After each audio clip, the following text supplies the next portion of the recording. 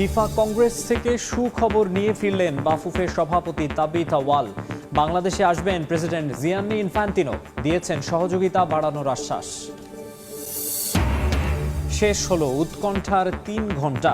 বৈরী আবহাওয়ায় ফুটবলারদের নিয়ে কলকাতায় চলে যাওয়া ফ্লাইট ফিরল ঢাকায়। বিমানবন্দরে হাসি খুশি ফুটবলার ও কোচিং স্টাফরা।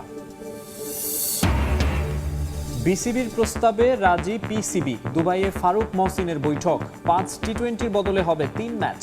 মন্ত্রণালয়ের পরামর্শ উপেক্ষা করে খেলা লাহোরে। শারজায় কাল বাংলাদেশের মান বাঁচানোর লড়াই। আধিপত্য রেখেই জিততে চায় লাল সবুজ। প্রথমবার কোনো টেস্ট খেলুড়ে দেশকে সিরিজ হারানোর স্বপ্নে বিভোর আমিরাত। এবং পিএসএল খেলার উত্তেজনায় বাসায় পাসপোর্ট রেখেই বিমানবন্দরে মিরাজ। বিব্রতকর 40 মিনিট পর হাতে পেলেন ডকুমেন্টস। সাকিবের সঙ্গে খেলতে মুখিয়ে অলরাউন্ডার।